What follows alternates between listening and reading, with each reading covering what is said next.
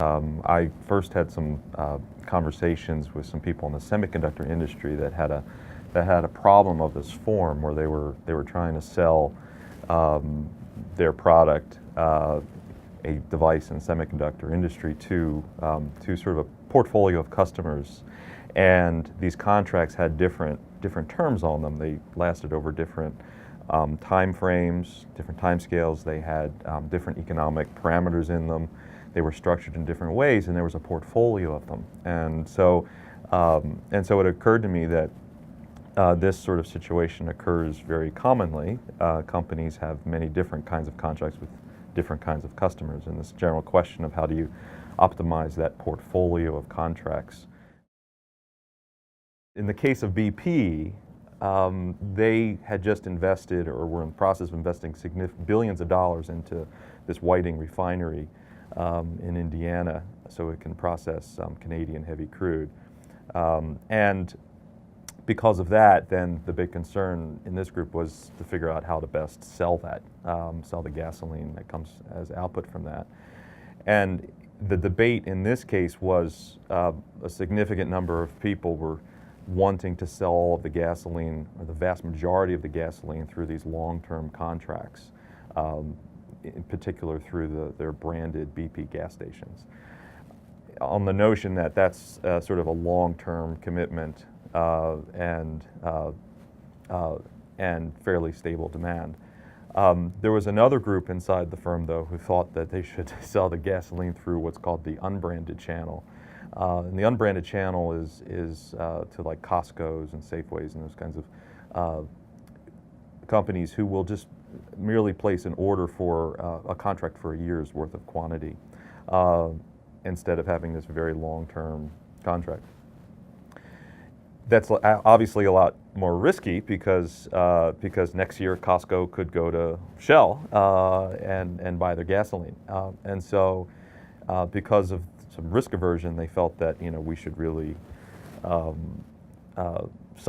was this debate, and so in reality, of course, there's some optimal portfolio, and so the question is, can we build a model to help BP think about and optimize that portfolio? How much of their capacity should they hold back for this unbranded channel versus committing to this long-term branded channel?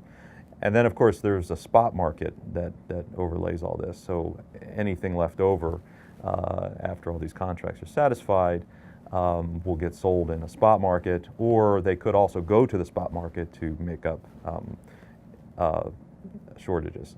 So basically, it's trying to understand how they should optimize these three channels simultaneously.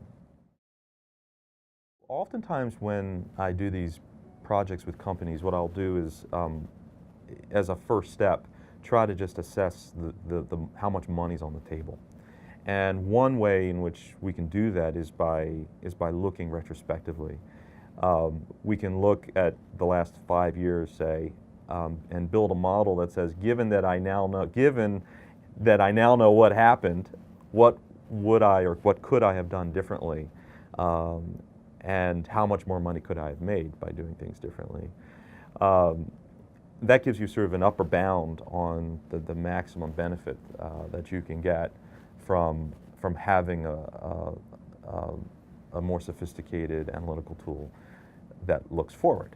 In this case, the retrospective model demonstrated benefits on the order of 25 million a year to well over 100 million a year, depending on what kinds of assumptions you put into the model. And this was enough for us to continue.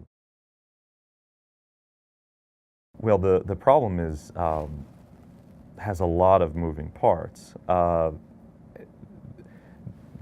In research, you have to think about what parts do you really need to address the question, and which ones can you live without. In BP, in this situation, they have a very complex network, a pipeline and terminals around the Midwest through which they sell the gasoline. So we needed to understand how the contracts were structured. the economic terms of the contract, the time scales of the contract. And in this particular case, the prices in the contract were pegged to an index, which is a publicly available index on gasoline prices. And so we needed to understand that formula as well and understand something about how price movements in the market impact the profitability of these various contracts. There's a general movement in business towards applying more analytical models to decision making. And what we see happening in industry is mathematical modeling coming into places where traditionally it hasn't been. And so what we see here is a great example. One of the main findings of the work is that if you do this dynamic rebalancing of this contract portfolio, that you can get significant benefits.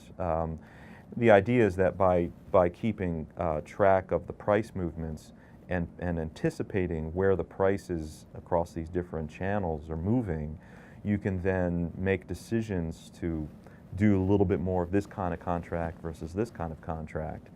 Now, these decisions, of course, have long-lasting consequences, because if you commit more to this branded channel, you end up having these long-term contracts which you can't unwind anytime soon. And so you need to be careful before you overcommit yourself. And that's a complicated thing. And how do you balance that long-term commitment with this, shorter-term profit opportunity? And so that's why we need an analytical model to help us sort through that. And we find that by dynamically rebalancing this portfolio, there's significant benefits in terms of increase in profits that you can have as compared to just fixing a static allocation.